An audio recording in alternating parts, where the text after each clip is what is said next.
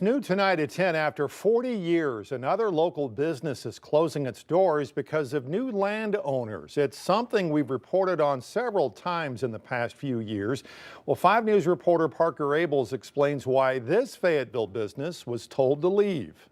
Local nightclub Bottoms Up owner Gary Foren says he will have to either close down or move after a new landlord bought their property. I left no one door, said the other company did, but he said one reason I couldn't stay here because the building wouldn't be insured. They couldn't insure it. It's such bad shape, it wouldn't insure it. Hadn't been for that, I might have got to stay.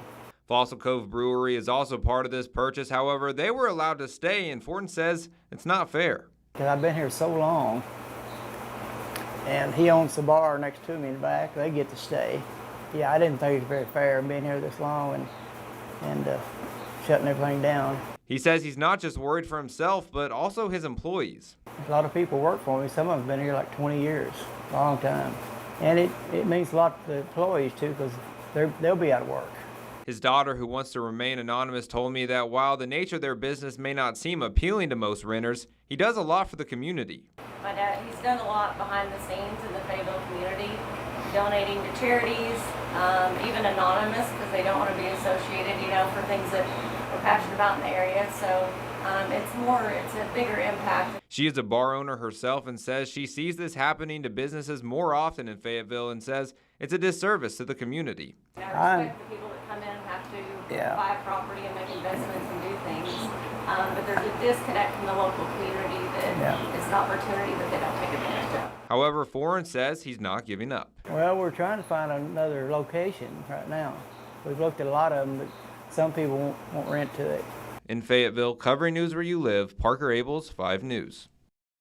Meanwhile, we're getting a look at new renderings of a project in Fayetteville that's focused on providing affordable housing for military veterans. It's called Patriot Park. It'll be located at the intersection of North Street and College Avenue near the VA hospital. Once complete, Patriot Park will be the largest subsidized housing initiative for veterans in the entire U.S. with more than 60 units. The rent will be all income based and be focused on veterans who make below 60% of the area's median income. There is a news conference planned for later this week to release more details on that project. The Sebastian County Sheriff's Office says foul play is not suspected in the death of an inmate who died while inside the jail on a hold for ICE. We told you about this story last night. The Sheriff's Office released a statement to us today confirming deputies found the inmate unresponsive in his cell last Thursday morning. They identified him as Juan Salazar Lopez. 48-year-old had been in custody since a DWI arrest on May 5th, with Immigrations and Customs Enforcement placing a hold on him after that arrest.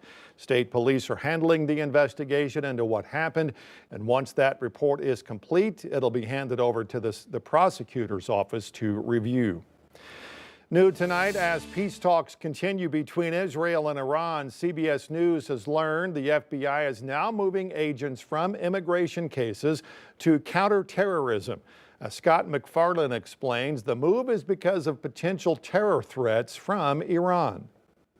The nation's top law enforcement officer warned today of the growing threat of a strike inside the U.S. from Iran sympathizers. Iran, of course, is a threat. They have been a threat, and they always will be a threat to our country. But CBS News has learned agents at the FBI and the Department of Justice have warned supervisors they'd been pulled away from counterterrorism to focus on immigration enforcement.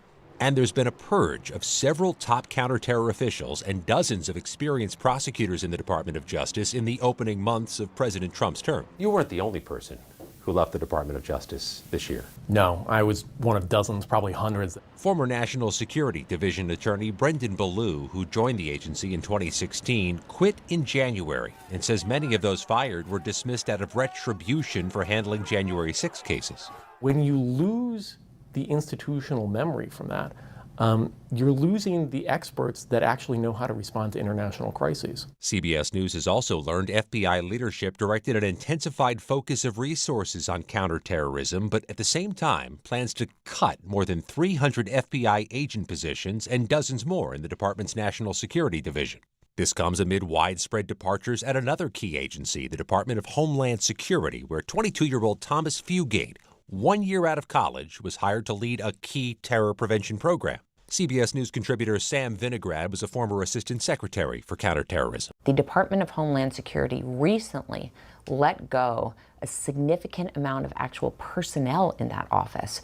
So separate and apart from who's running it, you just don't have enough people physically working in that office right now, working in communities.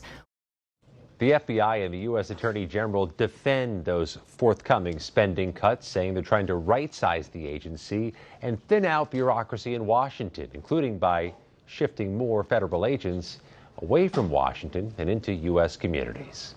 Scott McFarland, CBS News, Washington. New members of the CDC Vaccine Advisory Panel are meeting this week. They're holding 2 days of meetings in Atlanta to discuss the use of RSV vaccines for pregnant women and younger children. This week's meetings are the first for every member after Health and Human Services Secretary Robert F. Kennedy Jr. replaced all of those members this month. This group, they're smart people. They're a little more cynical, I would say, and suspicious of established medicine. And so they're expressing that in their comments. Panel meets again tomorrow to review data on this year's flu shots. Fayetteville High School has started a new group for graduates of that school. They invited us to an event today where they announced the launch of the Fayetteville High Alumni Association. They say the hope is for the group to strengthen ties to the community and then support generations of students. Second generation Fayetteville, and so proud of my mother, my aunts and my uncles that graduated from here.